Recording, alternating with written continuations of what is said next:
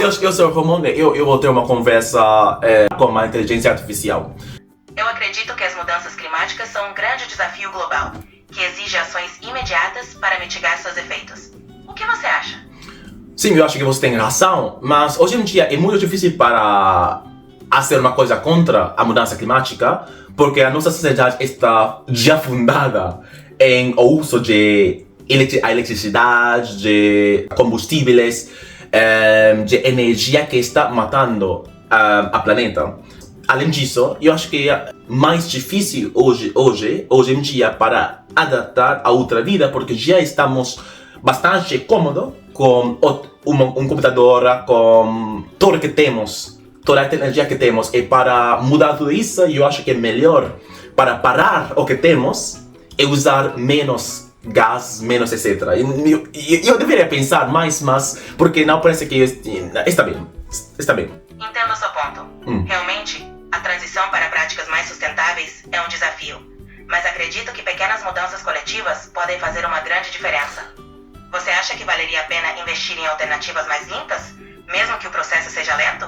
Ok, a primeira parte da sua pergunta, sim, se faz algumas coisas pequenas, eu acho que sempre as coisas pequenas têm um efeito no longo prazo, claro. Por exemplo, se eu começo a usar menos eletricidade, por exemplo, quando eu estou na minha casa e não tenho a luz encendida todo o tempo, se não estou usando a luz, em vez de usar meu carro, eu uso o transporte público. Eu acho que isso ajuda, mas não é suficiente.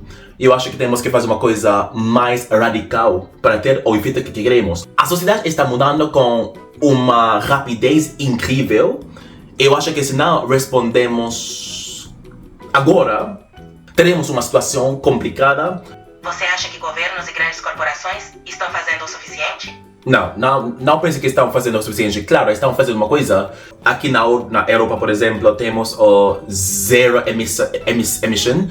E o objetivo é para reduzir o nível de carbon dioxide. Eu vou parar ali, porque eu acho que para discutir esse tema, esse tópico, é necessário pensar bem, refletir bem e ter meus argumentos organizados. E não tenho meus argumentos organizados, porque isso foi uma conversa aleatória e não estou preparado. O que você pensa de meu nível em português? Seu nível de português é muito bom. Parece estar entre B2 e C1.